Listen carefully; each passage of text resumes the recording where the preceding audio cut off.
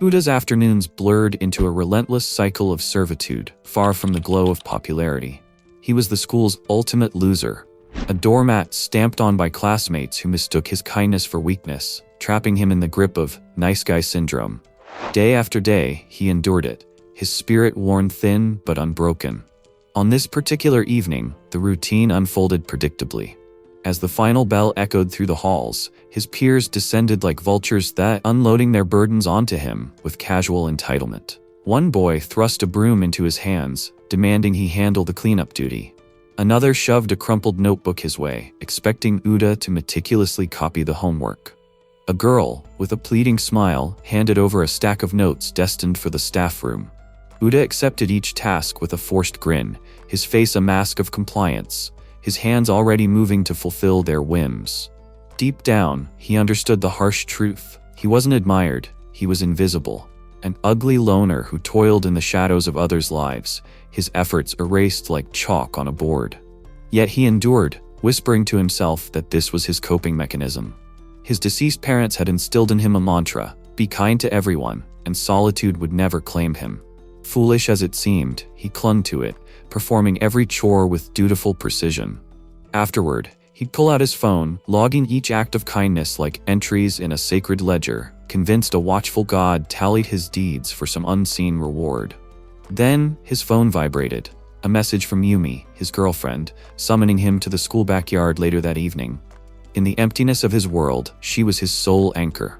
Despite his flaws, his status as a worthless outcast, she had chosen him, her affection a rare light in his darkness. With no family to speak of, no friends beyond her, Yumi was everything. He cherished her fiercely, even as he puzzled over her sudden call. As he hurried to complete his obligations, dark clouds gathered overhead, threatening rain. Instinctively, he snatched an umbrella from his locker, clutching it like a shield against the impending storm, and set off alone. Meanwhile, Yumi lingered in the backyard, the chill seeping into her bones as she paced restlessly. Though she had initiated this meeting, irritation bubbled within her, fueled by the cold and her own swirling doubts. Her thoughts raced. Was he delayed again, roped into someone else's demands? She half expected him to appear an hour early, ever the obedient son. His inability to refuse help was endearing at first, but now it grated, planting seeds of suspicion. Had he dated her merely out of pity, his kindness a default rather than desire? On their outings, she always took the lead, initiating touches, planning moments. For once, she craved passion, a spark that defied his passive nature. Frustration morphed into mischief. She resolved to test him with a cruel prank, a lie to provoke the fire she longed for. Uda arrived breathless, umbrella at the ready, his mind swirling with concern over her abrupt summons. Yumi launched into her performance, her expression a theatrical mask of heartbreak, fabricating a tale of newfound love. A charismatic actor she'd met at a modeling gig, now her partner, someone who ignited safety and excitement in her. As the first raindrops fell, Uda stood frozen, shock etching his features, his umbrella dangling uselessly as he grappled with the betrayal. She pressed on, her gestures animated, lamenting his lack of interest, contrasting it with the other man's allure. In her imagination, this would shatter his composure, drawing out declarations of love, a desperate bid to reclaim her. But Uda, though wounded deeply, absorbed the blow with quiet resignation. He conveyed understanding, gratitude for their time together, and turned away, vanishing into the downpour, his umbrella a futile barrier against the storm within. Yumi's facade crumbled, color draining from her cheeks as the gravity of her mistake hit her. The prank had recoiled viciously. Though Uda bore the hurt, it was she who appeared more devastated, her world fracturing in the rain. Yumi asks if he's truly leaving her. Uda explains his charm must have been lacking, and he can't change it. He promises not to tell anyone about her behavior and bids her farewell before leaving. He hands her the umbrella with a warm smile and wishes her all the best. Uda runs away while Yumi watches in shock, realizing her terrible plan has ended their relationship. Walking away in the rain, the defeated Uda starts questioning himself. He thinks Yumi left because he wasn't nice enough. Clinging to his parents' words, he believes his loneliness isn't due to his loser personality, but his inability to be nice to others. He decides this awful feeling will pass, but he'll continue to be kind. The winter of Uda's first year of high school ends, and the next spring, he returns. A girl with a goofy hairpin waits patiently for someone. She just got her high school uniform and wonders if senpai will notice her. It's only been months since Uda broke up with Yumi, and the girl worries he hasn't moved on. However, she finds comfort in spending a lot of time with him, even though she's his junior. Just then, Uda walks along listening to music. Her face lights up when she sees him. He wonders where the noise is coming from, and the girl immediately grabs his earphones. She playfully annoys him, asking what he's listening to. She giggles when she finds out he's listening to a popular love song. He's walking on a street lined with cherry blossom trees, listening to the song and wondering if he's thinking about someone. Uda tries to get his earphones back, but the annoying girl keeps bothering him. He wonders why a popular girl like hers wastes her time messing with him, accusing him of whimpering like a bottom. Playfully mocking him, she points out Uda's gloomy expression makes him unlikely to make friends, let alone find a girlfriend. Trying to understand her, she ends up blankly staring. Kane tells her to stop staring and apologizes, seeing him in such a bad mood. Setting a can down, she tries to comfort him in a messed up way, saying he always apologizes and that's why everyone thinks he's a trashy loser. Uda clenches his fist, trying not to hit the imp in the face, and apologizes again. She keeps harping on about how unpleasant it is to apologize for everything, and Uta doesn't bother arguing back. He just accepts it and assures her he'll be more mindful in the future.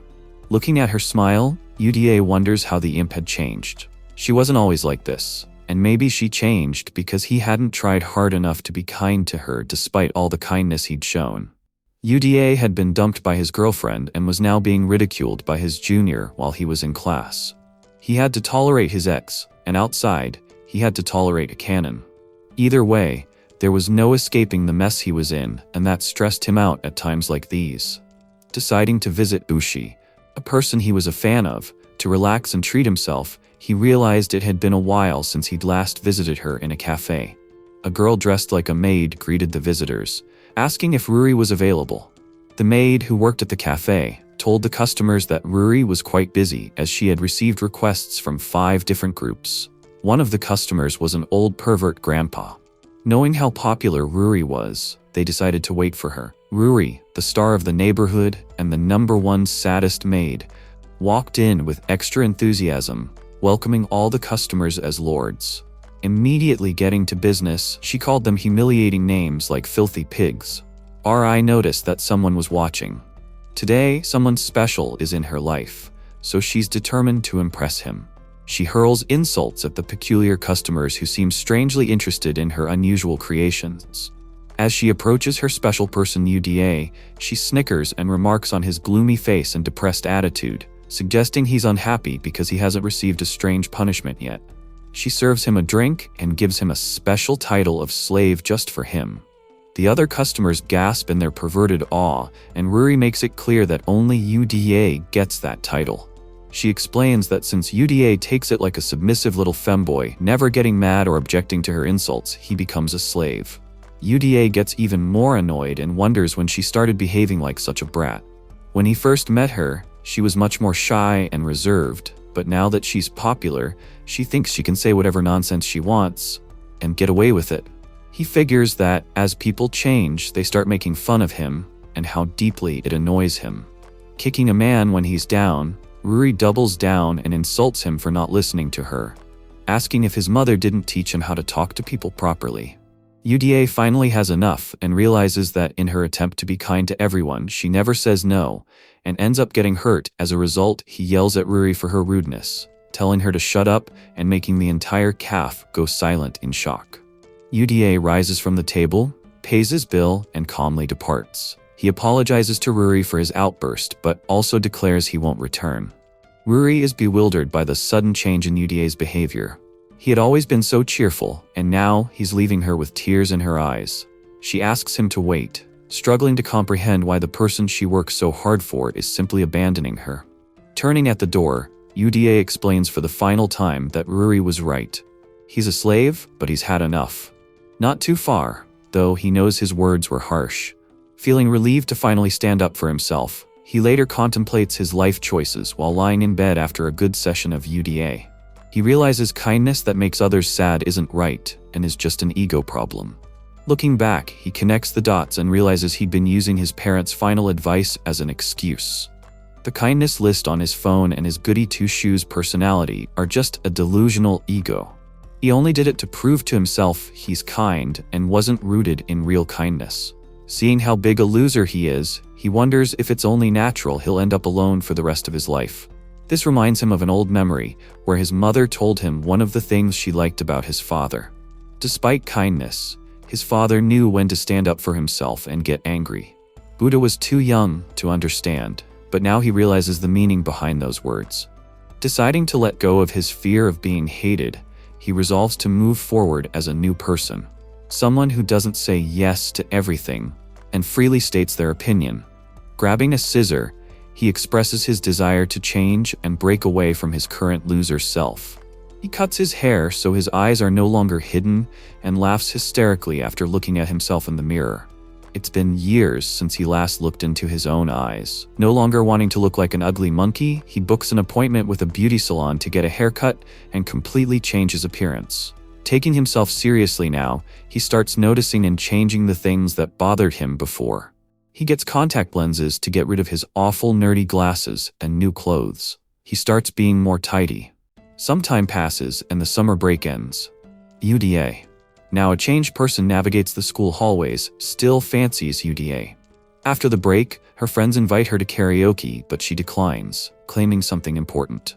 They quickly realize she's down for UDA and start teasing her. One asks why she hasn't confessed her crush, and the other chimes in, telling her to have fun. They leave, and later she makes her way back, deep in thought, rubbing her remaining brain cells together. Torn between confessing her feelings and being hesitant now they're in the same high school, she doesn't want to just be his junior, but fears the confession might ruin their relationship and scare him away. Embarrassed, she admits to herself that she lacks the courage to walk by. She fixes her hair and excitedly rushes to UDA's classroom. Overjoyed to finally meet him after a month-long summer break, she's dismayed to find he's not waiting for her. She asks a kid if UDA's absent and is shocked to learn he's already gone home. It's odd because he usually waits for her after school. Deciding to find him, she wonders why he left unannounced and thinks he might be sick. She's more than happy to take care of him and get a little freaky if needed. She comes across a guy who reminds her of Utah, though his hair and posture look remarkably different. She immediately recognizes him by the shape of his ear like a creepy stalker. Considering her red flags to be the power of love, she figures she'll shower him with attention and happily jumps at him like a weird cat. Keith, in his emo phase, coldly tells her to stop, but she just keeps going, bombarding him. With a barrage of questions about his well-being and his changed appearance, the Brady Sunder she is, UDA teases UDA, suggesting he'll be her boyfriend if he pleads enough. UDA rudely cuts her off, telling her to shut up. He goes further, claiming her noise is so loud it hurts his head. Ain is baffled, and her silly goose energy turns to worry as she processes what just happened. UDA scolds her for mocking his efforts, pushing her to tears. Even that backfires. Instead of sympathy, she gets an earful about how she has no right to cry since she mocked him first. Ain apologizes, trying to explain it was all playful teasing and she never intended to insult him. However, UDA isn't ready to listen, proving he's Andrew Tate's #1 glazer. He makes it clear her tears don't justify her actions. Ain starts bawling her eyes out again, and UDA just tells her goodbye and walks away. Even her attempt to reach out is met with a rude dismissal. Walking away, UDA wonders why Ain is crying, even though she's the one in the wrong. He figures things would be better if she remained the same cute junior who always smiled. Ain falls to her knees in shock and grief, but UDA couldn't care less. He mentally declares he's done with his ex-girlfriend, his junior, and his idol, with an odd sense of freedom. He continues to make his way home, leaving the crying Ain alone. UDA had already decided to cut ties with the 3 women who hurt him: his ex-girlfriend who cheated on him, his junior who clowned him, and his favorite maid who broke his heart. Ain was the last girl he severed ties with, and the whole plan began 5 hours before he rudely left her crying that day. Having transformed himself throughout the summer, UTA nervously walked through the school halls on the first day back. The kids around him found his face familiar. On the other hand, the UDA grew increasingly self-conscious. he lacked friends to offer an objective opinion on his new look. Glad he no longer resembled a nerdy loser, he now looked like a typical loser. As he walked to class, the other kids were engrossed in their usual gossip. One particularly foolish chimp complained about accidentally calling his crush by his sister's name. His friend wondered if he was into that Alabama hentai stuff. UDA passed them and they struggled to recognize him. The realization hit when he took his seat. They all went wild over his transformation. A bunch of girls almost had a happy little trouser accident. Compliments started pouring in, and UDA became the new subject of all their gossip. Seeing how strangers were so openly complimenting him, he couldn't help but grin. He figured it was an honest evaluation of his new look. Since they weren't his friends, they had no reason to hide the truth. He was certain he'd leveled up in life. All it took was a haircut, some skincare, working out, new clothes, and contact lenses. Suddenly, UDA wasn't so bitless anymore. He'd been so unaware and unbothered by his looks that he'd never realized how little effort it would take to completely change everything. The compliments kept coming, and UDA was glad he was at least changing what he could about himself. Still, despite all the sweet talk, nobody had approached him.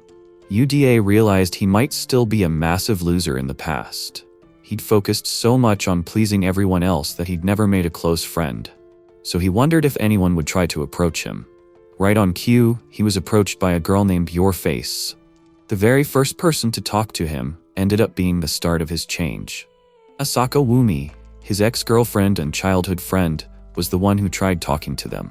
Yi works as a model and is quite famous in the class with countless admirers. During the winter, they were dating, and she boldly announced to him that she was dumping him for another guy. While everyone else idolized her, UDA saw her as a villain. Their secret relationship remained between them. When he asked Yumi what the e-girl wanted, she gave him a mean remark. Yumi questioned if he was trying to turn things around, reminding him it was pointless and that he wasn't a tear simp anymore. UDA retorted that the only pretty thing about Yumi was her face and that he was a changed person. He asked her not to jump to conclusions and get lost. Yumi was completely baffled by his clapback.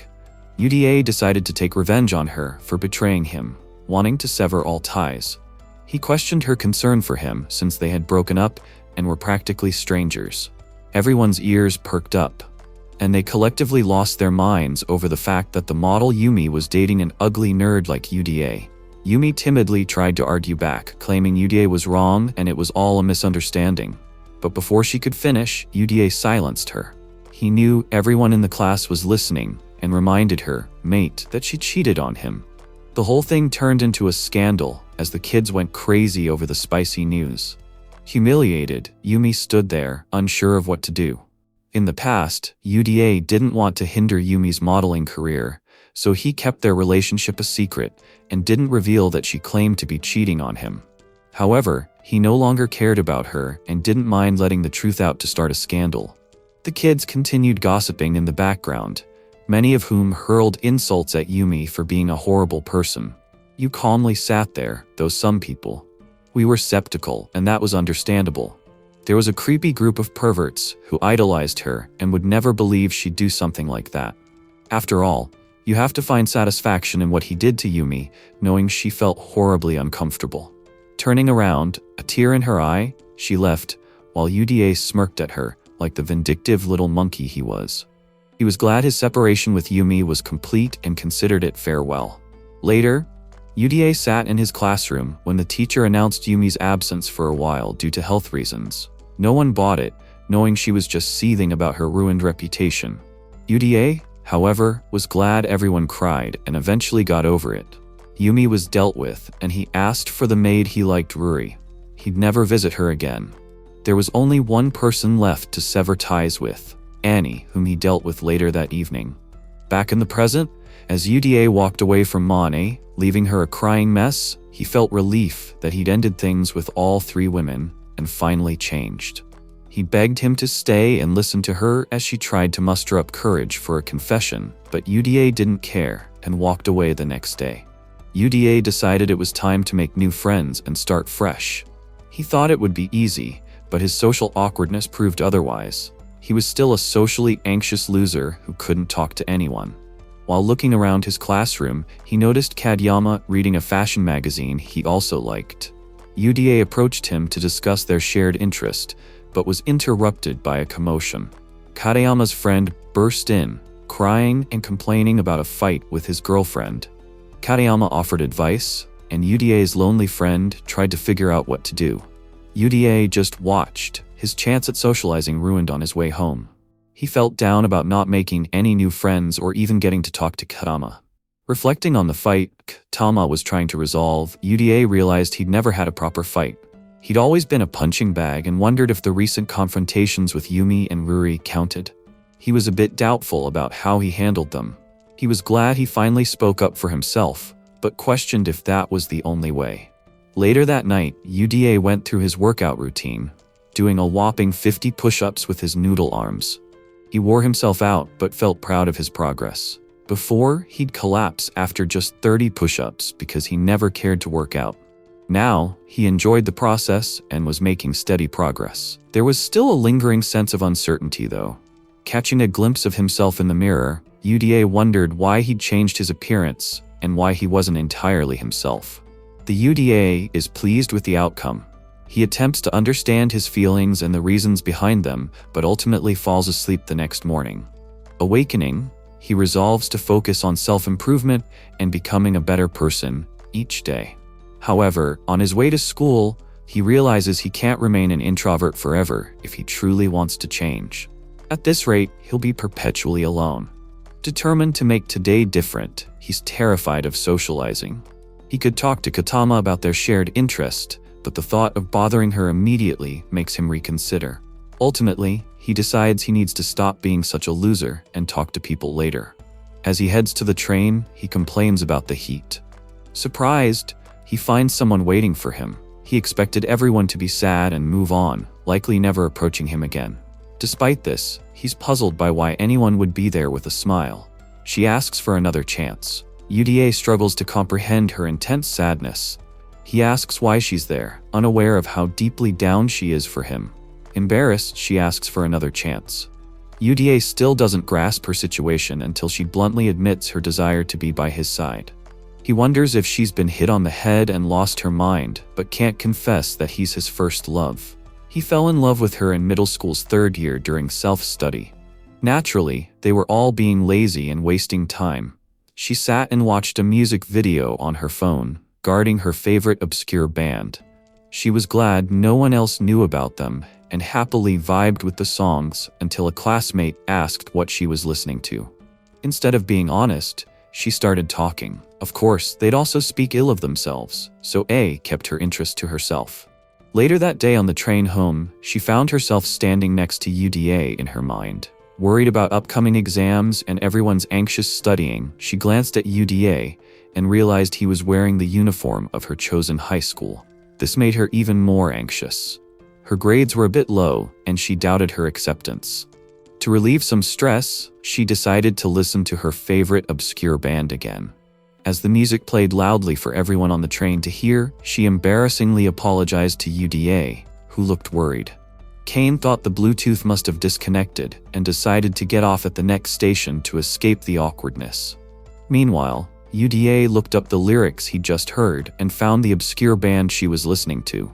The exam day arrived and Kane was even more stressed. The exam, coupled with the crowded bus, heightened her anxiety. As usual, she thought she'd listen to some music, not learning from her mistakes.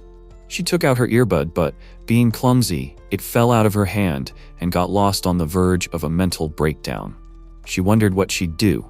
She needed to get off the station, but there was no way she could. Find her earbud, Uda? Someone nearby checked on her. He assured her he'd find it and needed her at the next station so she could get off at her stop. Seeing no other option, she rushed out, barely managing to get through the doors. Again, Uda ran to her school. On her way, she realized that given the uniform he was wearing, he must have gotten off at this station too. There was no way he'd stay behind just to find her lost earbud. She didn't have time to worry about anything else and ran sometime later. Reflecting on the tough morning, she was pleased with her test performance and the overall outcome. Packing her things, she headed home only to find Uda waiting at the station. Baffled by his effort, She received a warm smile and a lost earbud, with a friendly reminder to be more careful next time. Moved by his kindness, she thanked him. However, it felt too much like a genuine act of goodwill. Kane, feeling flustered, started insulting Uda, calling him a playboy for his attentiveness. He wasn't a fan of Diddy-like behavior. He insisted that kindness was simply his motto and he had no ulterior motives. As she continued to display her negative RZ, she noticed Uda was listening to her favorite band. Curious, she asked how he knew them. Uda explained he had heard it blasting on the train the other day and thought it sounded great. Kane was about to launch into his usual rudeness, but Uda said something that resonated with her. Listening to that band made him feel supported, and that's exactly what everyone thought. For the first time, Kane didn't feel the need to belittle her interests and admitted to Uda that she really liked the band, even though they were strangers. His words gave her the courage to do so. She expressed her feelings and they started talking about their shared love for the band. However, when she met Uda, he'd recently been dumped by Uni and was being treated badly despite liking him. Fearing it might push him away during this difficult time, she decided against confessing her feelings. Her bad habit of being a brat resurfaced, and her candid honesty returned to talking smack about everything she liked. She spent the entire summer being dishonest, and after each lie she told herself she'd be honest the next time.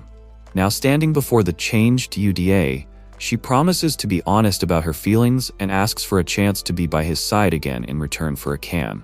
She walked beside him for 6 months but never felt any attraction. She didn't want to fall for this walking red flag. He explained that liking someone means cherishing them more or they'll break and feel unappreciated. This made her ashamed and she admitted she was a coward. Despite wanting to cherish him, she was too scared to admit it. Meeting Uda was the first time she'd honestly told someone her feelings. He was the only one who knew her favorite band and the only person she felt comfortable sharing her preferences with. They shared similar interests, but tears streamed down her face. As she said, liking someone doesn't automatically make them happy. He explained he'd recently been dumped and hurt by life, so she feared confessing her feelings would push him away, and she wouldn't be able to be by his side anymore. Finally, she admitted she feared her love might hurt him, but in reality, the only one she was avoiding hurting was herself. Her fear of rejection ultimately made her that way.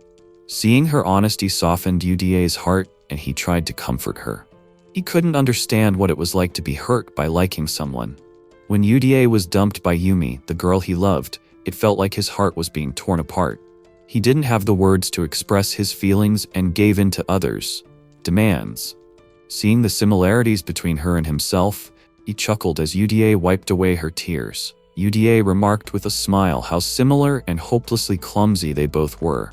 Seeing his smile, he happily asked if they'd made up and if things were good again. The clueless Uda, on the other hand, didn't even realize they were having a fight. Ain thought to himself that Uda being a friendless loser really explained a lot of his behavior. Having reconciled their differences, Ain was overjoyed.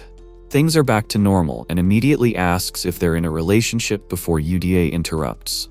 They say they're friends, and the clueless Uda doesn't bat an eyelid. And meanwhile, loses her mind thinking they're just friends as they walk together.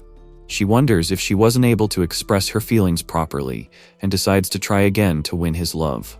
She'd already confessed her feelings and wanted to stay by his side, but that wasn't clear enough for the naive virgin Uda. Ken tells him again that she likes him, and he awkwardly reacts the same as before. Akane continues her shamelessly down-back confession, declaring she won't hide her feelings for him anymore.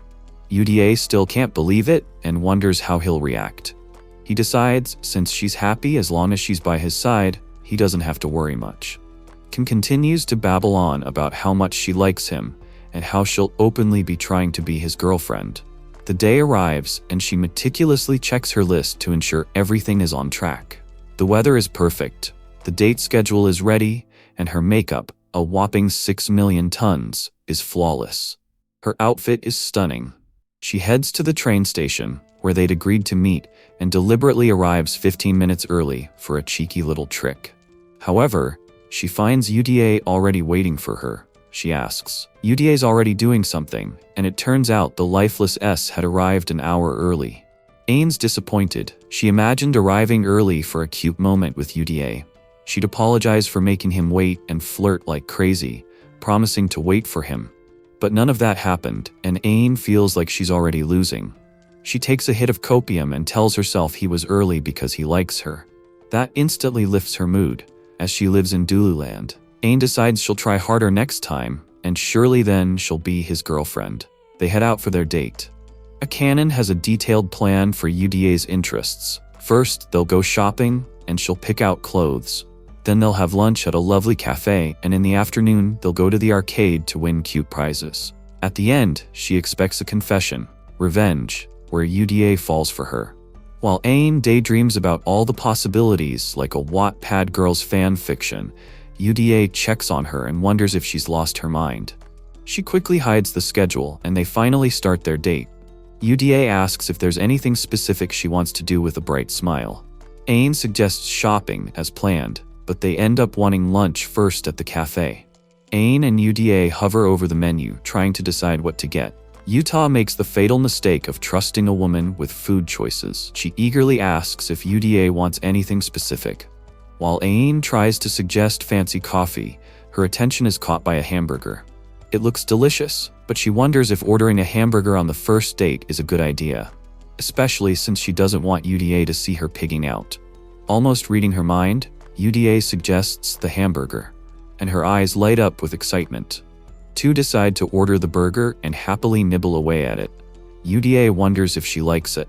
Akan assures him it's delicious, and she's glad they chose the chili cheeseburgers. Pulling out her schedule again, she worries she's off task and messed up her plan. She asks if Uda has tried the burger before, and he admits he's never ordered it. Taking a bite, he enjoys the taste, but the spice is too much.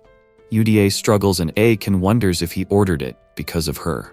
They decide to finish their meal at the mall and move on with their day. Akan locks back in and is determined to make Uda fall for her. They browse the shops until Akan finds a dress and asks for Uda's opinion. She accidentally throws out some as tier R. Uda compliments her, saying anything would look good on her, though he meant as a friend. Akan is flustered and possibly turned on. Blushing, she blurts out if Uda says that to everyone. He assures her he's only ever said it to her, making her blush even more. The flustered Akan gets frustrated now that she can't think of anyone else but Uta. They shop for different things one by one. Akan holds up two plushies and asks which one he likes better.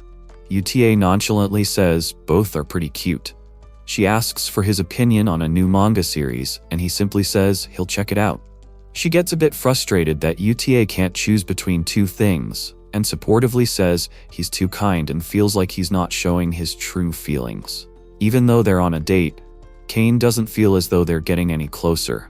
She felt a pang of disappointment when she realized he only did this when it came to their favorite band.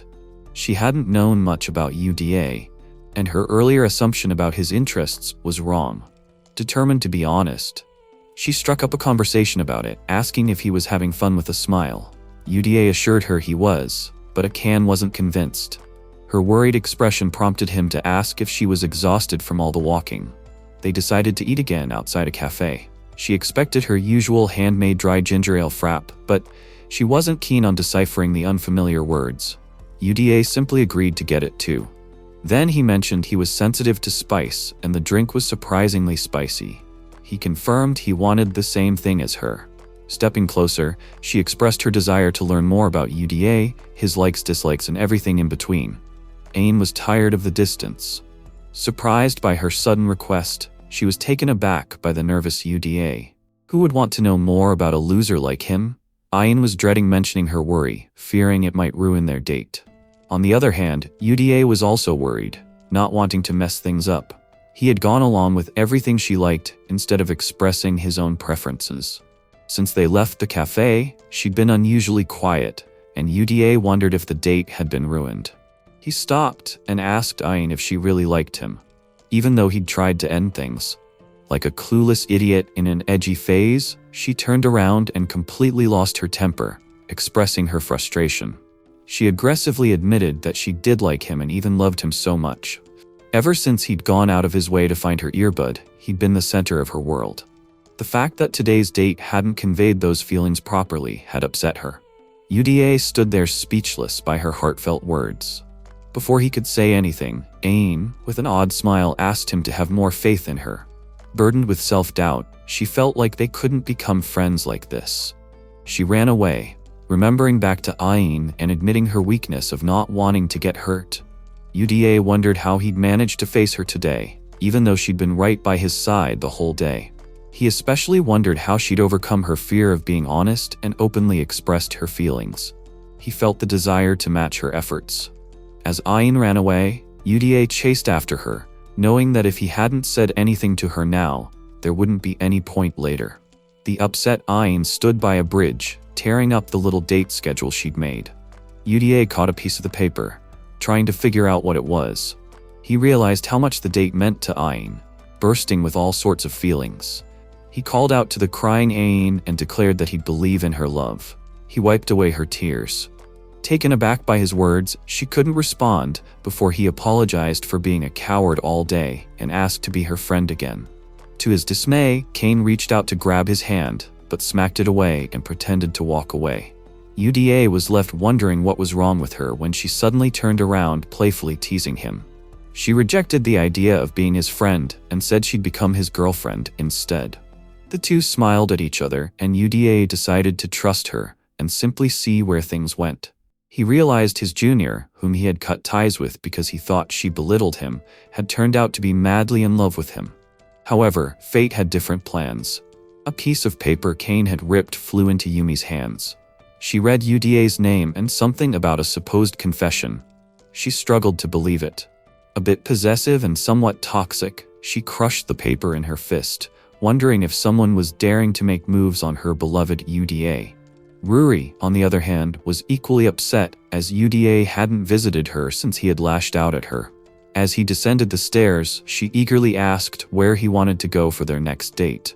Uda appreciated her audacity in already planning another date and reiterated his desire to visit a place he frequented. However, he was at a loss for words. He suggested Akihabara for their second date, the center of such eccentricities as Uda.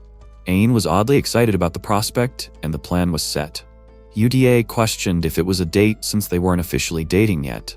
Ain dismissed his concerns, insisting that if a girl called it a date, it was a date. She was certain they'd officially dated within seconds. Uda was impressed by her confidence. Adorably, she turned around and declared it a made-up service date. But Uda stopped her. After getting carried away, he clarifies they're only doing cosplay with proper permission. He wisely avoids publicly embarrassing himself by shutting down her freak show. Baffled to find shops in Akihabara that don't allow cosplays, they head to the game center first. She grabs his arm and rushes ahead, leaving him flustered. Since their reconciliation, Akan has grown really close to him. As they go, Uda thinks someone called out his name but brushes it off as his imagination. He looks around but can't find anyone familiar. They move on with their day at the game center, where Akan and Uda enjoy themselves. Akan tries to win a cute plushie but fails, blaming the machine's arm for being too weak and dumb. She runs to get more change and comes across a bunch of rental costumes and figures it's time to try out her maid uniform strategy to win Uda's heart and pants at the same time. Unfortunately, she can't find the maid uniform and wonders if it's already been rented out right next to her. Someone runs by wearing the very costume she was looking for. Meanwhile, Uda is still trying to win a plushie and hears someone calling out to him again, thinking it's Akan. He tells her he almost won, but doesn't hear a reply. He repeats her name and eventually turns around to find someone entirely different. Shocked, he asks what that person is doing there. The girl standing in front of Uda comments that Akan isn't her name. It turns out to be none other than Ruri, dressed in the maid uniform she came to see Uda after not hearing from him in so long. Speechless and somewhat baffled, Uda pretends to not recognize her and asks who she is. Visibly hurt, Ruri struggles to believe that Uda isn't recognizing her before she throws a massive tantrum with her even bigger honkers being around. Uda cuts to the next scene. Chase asks her what she's doing there. Ruri reveals she's there to talk to him, something she'd always wanted to do outside of work. She also wants to thank him and apologize. Before meeting Oda Harui wasn't like this. She was a robot at a fancy school in fancy uniforms and huge nerd glasses. She excelled at everything and was the subject of all the gossip. Kids would talk about how she got first place in her exams and was recommended to a great university. She was the president of the student council, and everyone was in awe of her achievements. She overachieved in every aspect, and people thought she was perfect. One day, a junior girl named Sumita dropped something during recess, and Ruri went to return it. Sumita was overjoyed that someone like Rory knew her name, and the gossip began. She raved about how amazing Ruri was, and how much she idolized her, expressing her desire to be like her. Caring, Rory listened with a smile as Sumita told her how admirable she was. Ruri was a robot with no free will, so she simply became what everyone wished her to be, pushing herself so hard she didn't even have time to breathe, let alone relax and pursue her own interests. She studied endlessly because everyone had high hopes for her. One day on the train, her little sister texted her, asking for a specific reference book from Akihabara. Wanting to be a good elder sister, Ruri obliged and got off the train to fetch it. However, she didn't know where the bookstore was, and ended up wandering around, trying to follow a map. Being bad with maps, she somehow ended up in front of a maid cafe, and noticed an advert in front of it. The cafe was looking for more maids and promised a new life. Ruri wondered if she could become a different version of herself. She ripped her bag tighter and considered taking it up as a part-time job. But then she remembered it was mostly doing perverted stuff for horny losers, and quickly dismissed the idea. Stumbling around like an idiot in front of the cafe, she finally found Uda. He asked if she was going inside the shop. Ruri explained she was looking for a specific bookstore, and Uda helped her out, giving her directions. As she listened, Ruri analyzed Utah and figured he was probably in high school. Uda asked if she could find the store on her own, since she seemed like a massive idiot. Ruri assured him she'd be fine, but midway through, she stopped listening to his directions and ended up mindlessly pacing around, realizing how hopelessly stupid she was. The Uda offered to accompany her to the bookstore, which surprised Rory. He explained that she seemed lost with maps and needed help. He assured her he'd assist her.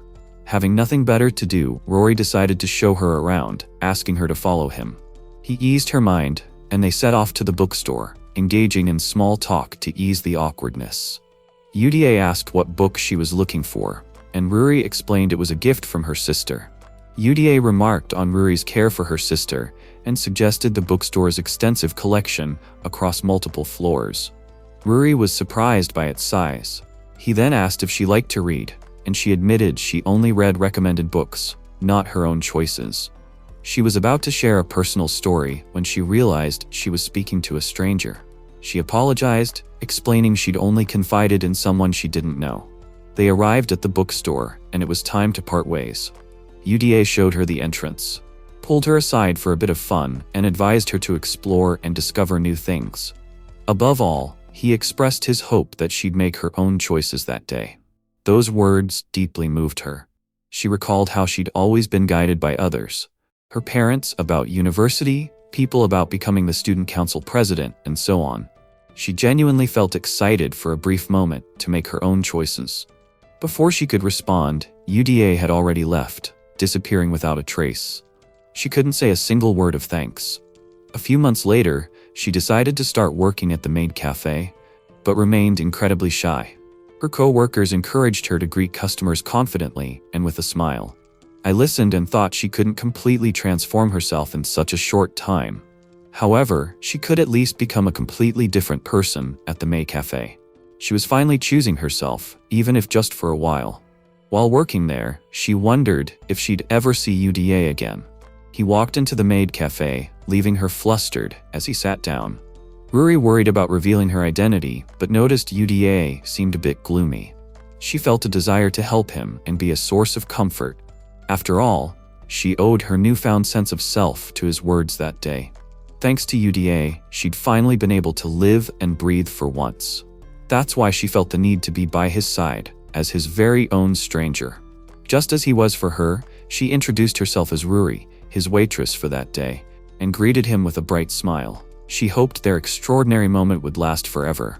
Back in the present, Uda outright refuses to talk to Ruri. He coldly tells her he's not the same person he used to be and has become a better version of himself.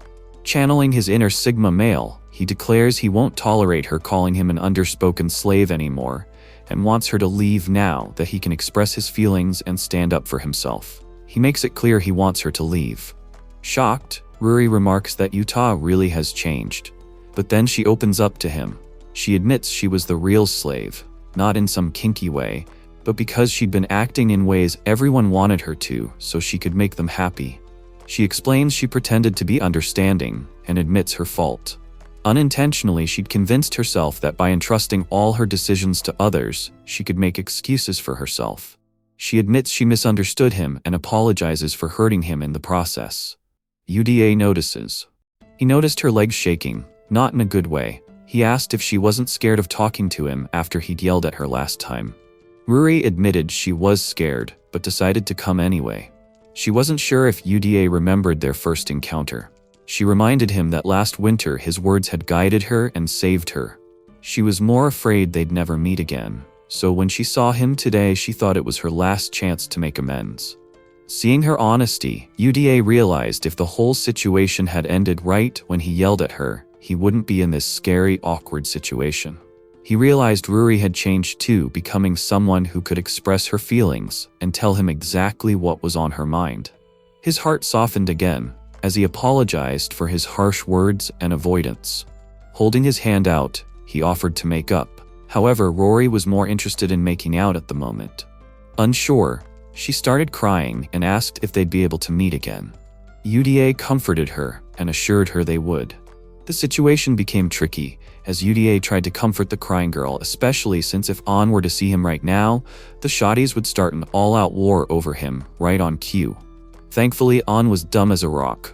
Rubbing her two brain cells together, she rushed to comfort Ruri and asked why Uda was making a random M cry. An comforted Ruri, explaining that Uda was a bit of a loser who didn't have the slightest clue about interpersonal skills. At Rory's maid cafe job, she's always cheerful and understanding. She even turns to Uda for being a brat, promising to reflect on his actions. Rui tries to ease any tension by admitting she was a fault too. With that crisis averted, Ruri starts another one by asking about the relationship between Ain and Uda. They seem really close, so Ain enthusiastically tells her they go to the same school and she's Uda's junior. Ruri doesn't seem bitter, but does notice Uda hanging out with a really pretty girl. Ain, however, is quite flustered by the compliment. He's unsure how to react, especially since the praise is coming from someone as beautiful as Ruri. Before a full-blown Yuri romance develops, Ruri asks if they're on a date. Ain confirms it by grabbing her arm and saying they're out to play together, making it clear they'll be playing with each other later. Ruri is bothered, but tries to hide it. She apologizes for intruding on their fun and says she's glad to have met both of them. Ain then kindly shares that he feels the same way about meeting her before parting ways. They take a final jab at Yuta, making fun of how it's the first time he's interacted with another person, and reminding him he's a friendless loser. Ruri walks away thinking such a nice girl is with Uda. Meanwhile, Ain teases Uda, asking if beautiful women are his type. Uta immediately knows he's in trouble. Ru is still listening to the conversation as Uta explains how Ruri is really important to her. She always waited for him at the cafe, even when he had a gloomy face and was closed off to others. Rory waited for him and smiled when he finally opened up. He admits that the comfort she brought him and her smile were really cute. Ruri, who has been hearing all this, is moved by his words. Ain expresses his feelings about Ruri. Ruri believes Ruri is incredibly kind because she went to all the trouble of apologizing. However, as someone who wants to be his girlfriend, she's a bit worried and jealous that Rory is shopping on the entire conversation like a creep. Ruri fears that if Uda gets a girlfriend, he might stop coming to the maid cafe. This whole situation bothers her because she realizes how deep her feelings for Uda are. She thought apologizing and reconciling with him would make her happy, but it's not true. She now knows she really likes him, and the thought of being without him terrifies her. Meanwhile, Ani gets back to fishing for the stuffed toy, and Uda tells her he'll leave for a bit and return. As he walks through the place, Uda reflects on the encounter. He never expected to meet Ruri, but he's glad he talked to her and sorted things out. He thinks if she hadn't come, he might have regretted that encounter at the mate cafe that day. Deep down, he He feels grateful she came to make peace with a mere customer like him. Suddenly, someone grabs his arm and pulls him back. Ani is still trying to win the stuffed toy, but eventually gives up, considering her losing streak. Uda finds himself in a cramped space, trying to figure out what's happening. Disoriented, he spots a pair of massive honkers right in front of him and senses a lovely smell. He regains his senses to find Ruri standing there. She's very close and personal, staring at him and apologizing. Uda, on the other hand, gets a confused boner and is incredibly flustered, holding his shoulder. Rory explains that she doesn't want to be a stranger to him anymore and can't stand the idea of being replaced. She wants to be by his side and doesn't want to leave him. Tired of waiting, she fears the longer she waits, the more she risks someone like Connie stealing him away. Rory finally admits her feelings, and Uda, disturbed and somewhat turned on, calls her Ruri. She cuts him off, telling the submissive and breakable boy to stop using her fake name and call her Ruri instead. Confessing her feelings, she lets him know it's now his turn to choose the clueless idiot that Uda is. Struggling to believe the Ruri he always supported is the same person who likes her, Uda watches their scandalous interaction continue. He comes looking for Uda, calling out to him and asking if everything's alright or if he's feeling sick. He puts a hand on Rory's mouth to stop her from getting them caught by a canny who's right outside. He tells Rory to stop and asks her not to make him choose at the moment since he's not ready. Struggling with self-doubt, Ruri asks if there's something wrong with her or if she's not good enough. Uda assures her not to worry, explaining that the real problem is him. He can be around people now, but still doesn't fully understand what it means to love someone he likes. As his favorite maid, Ruri isn't sure about Ruri as a girlfriend. Switching to straight-up psycho behavior, Ruri asks if he's unsure because of a canon. Uda denies it, and the pouty Ruri lets him off the hook for the moment. If he agrees to connect with her on messages, having gotten in her way, she lets him out. Nervously, Uda walks out. Ruri's anxiety reaches the breaking point, and she sits down on the floor completely flustered. However, this only fuels her obsession, as she decides she'll surely become his girlfriend. Meanwhile, Uda goes to find a canny who's getting quite worried about him seeing his face. He asks why he's all red, and if everything's alright. Uda brushes it off, and the two decide to call it a day and go back home. Leaving again triggers her perverted side and starts flirting with Uda. She offers to wear the maid outfit for him whenever he wants, reaffirming her desire to be his girlfriend like an animal marking its territory. Uda feels conflicted and torn, having grown close to Connie. Ruri, on the other hand, knows little about her. Seeing this, Uda visits her at the maid cafe. She greets him playfully, surprised he's there so soon. Uda sits awkwardly, trying to process that his favorite maid, Ruri, wants to be his girlfriend. Ruri brings the menu and will serve him for the day, but her plans are ruined when she realizes Uda's canning is there. Ain explains she wanted to visit a maid cafe and figured she'd come with Uta. As Ruri and Uda awkwardly interact, Ain is content, looking around and commenting on how cute the maids are. This adds to Uda's list of bad decisions. Deciding to have fun, he decides to enjoy himself since Ain is there too. Ruri puts on a brave face and greets them with a bright smile, promising them a wonderful dreamlike experience. However, the reality couldn't be further from the truth. Shortly after, she dreads that Canning is there. She can't believe Uda's audacity in bringing her rival to the same cafe. She watches them share a cute moment and it annoys her even more. Still being as Dulu as she can be, she tells herself Uta and Ain aren't together yet, so she still has a chance at stealing him away. Clenching her fists, she thinks. Ruri was impressed that he remembered her preferences. The horny mid got cocky, boasting that only she knew about Uda's likes. However, she was quickly humbled when Uda decided he wanted something different that day. Ruri scribbled down the order but struggled to understand what was happening. Uda usually went for what they'd agreed on during their first visit to the cafe. On the other hand, she was glad he was finally choosing for himself. When asked to explain herself again, she told Ruri that Uda had never been able to make his own choices. She openly expressed her desire for him to be himself. Uda got a bit embarrassed and told her to stop. Ruri clenched her fist as if about to punch him. She wondered if Uda was changing due to Kai's influence, feeling like a stranger rather than a person. She wanted to stay by his side every day. Snapping out of her doubts, she reminded herself that Uda had come there to see her on his own, so she shouldn't lose hope. A bit later, Ruri brought out their drinks and pulled out a strange-looking wand. She announced it was time for their usual. Uda tried to figure out what that meant and then grabbed the wand. They each held a wand, and Ruri began a strange ritual over the drinks. Uda joined in perfectly, and Akan wondered what was wrong with them. The Kan called him a weeb, and Uda defended himself by saying it was more fun that way. He looked to Ruri for approval, and with an affectionate look, she remarked how they'd done it countless times. These little shared memories made their bond so special. Then, Ruri got on a small stage with Uda to take a Polaroid picture. She was overjoyed they could finally take one after so long, but immediately got annoyed that he wasn't holding her hands or shoulders while posing. She asked him to step closer, only to be brutally rejected as Uda said he was. Good, he explains that they don't need to stand close, since they're supposed to be an idol and a fan taking a picture once. Once the photo's done, Uda gives Ruri a bit of a reality check, telling her that since she works at the cafe, he'll always come to support her. Now they're reconciled. He also advises her not to misinterpret her intentions. As he leaves the stage, Ruri stands there, utterly bewildered by what just happened. Before she can process it all, Ain steps up again, wanting to take a picture with her too. The two girls pose in a can and tell Ruri she had a great time explaining her experience. She says it felt like a dream. Something clicks inside Ruri as she agrees, even though she's in love in reality.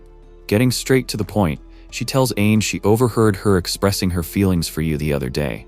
Since it's unfair to keep a secret, Ruri tells her she's written the truth on the Polaroid they just took. Not getting hostile again, Ain understands. The Polaroid says Ruri saw Kanan as her rival in love later. Ain and Uda leave the cafe, and as they walk out, they discuss the Polaroid signs they got. Uda tries to read what's written on Kanan's Polaroid, but she hides it away, saying it's a secret between her and Ruri. Looking at his own Polaroid, Uda excuses himself and tells Ain he has something important to do. If she should go home alone, despite Kanan's request to walk home with him, Uda tells her goodbye and Ain leaves. Wondering what was so important that Uda had to leave like that. Meanwhile, Ru's shift ends, and as she gets ready to leave, she expresses how serious she is about being Uda's girlfriend. Uda just can't say no to a damsel in distress. Since he wants to help troubled people equally before leaving the cafe, he got a text from Ruri expressing concern about something. Stalkers and how she'd appreciate it if he could accompany her home naturally. Being the SI he was, Uta immediately capitulated and told him to wait for her at the station. While waiting, he imagined the kind of people who'd stalk Rory and concocted some terrifying scenarios. Uda grew increasingly worried as he pondered how to deal with a formidable stalker, especially since he was a scrawny loser. Ruri was scarier than he was. At least the prospect of getting his pants wouldn't deter him from wanting to help her. Now dressed normally, Ruri finally arrived and apologized for keeping him waiting. Still oblivious to her true intentions, he told her to speak softly or the supposed stalker might recognize her. Ruri simply admitted it was all a lie. There were no stalkers, and she'd only said it because Uda tried to distance himself from her, knowing how kind he was. She knew he wouldn't refuse her in reality. She simply wanted him all to herself and asked if they could walk home now. Thinking with his dick, Uda readily agreed as they walked. Relieved that there were no stalkers and that Ruri wasn't in any real danger, Uda wondered why all the girls had been so close to him. Ruri, however, was simply happy to walk home with him. Uda noticed that Ruri seemed much more cheerful now, compared to when she was just a lost child trying to find the bookstore. She was much more cheerful. Playfully, she wondered if she was in her rebellious phase. Rui's overprotective parents never allowed her to have a say in anything, so her life was never truly her own. Everything was decided for her, and if she dared to do something on her own, she faced petty and vindictive remarks. If she failed, her parents would unleash their typical, "we told you so," and before she knew it, Ruri had given up. Thinking for herself, Uda asks if her job at the Make Cafe is also her parents' decision. Ruri laughs, realizing her decision to work at the Make Cafe was the first time she'd confronted her parents and finally spoken her mind. Turning to Uda, she admits it was all thanks to her that she found the courage to do so. Embarrassed, Uda tries to brush it off, but Ruri doubles down with some supreme riz, raving about how special he is to her and how much she likes him. The word special sticks out to Uda, and he calls her Ruri instead of Ruri, pointing out how unfair it is for her to be that way with him despite having so many fans. Ruri already knew Uda felt this way. She knew he gave up on her because he thought he wasn't worthy of her out of all her fans. So, Ruri reveals she wants to be by his side and is ready to leave behind her Ruri persona and job. She realized through Uda that even if she stayed at that place, she wouldn't be able to have what she truly wanted. She wouldn't be a clerk anymore at some maid cafe. Even if Uda doesn't understand what that means, he asks her to go out with him. Unsure, he thinks to himself that he likes Ruri, but doesn't know who she truly is as a person.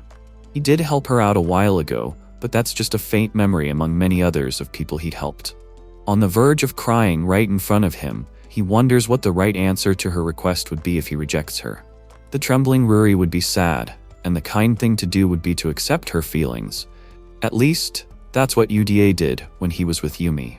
Somehow, Ruri feels different from Yumi, and despite having a bad feeling about this whole situation, Uda agrees to date her.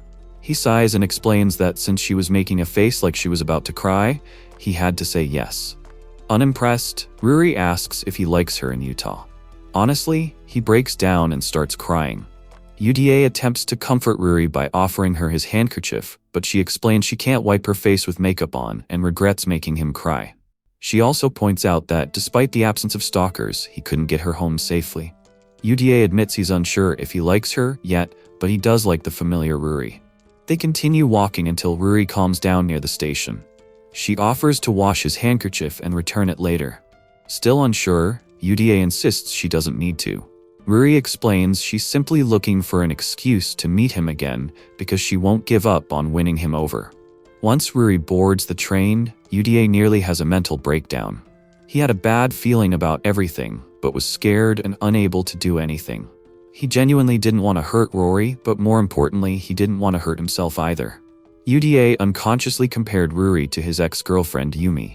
Yumi had led him to believe he could be betrayed again. Finally thinking clearly, he realizes these two women aren't Yumi and aren't bound to repeat her actions. Although it was obvious, he couldn't bring himself to confront them directly.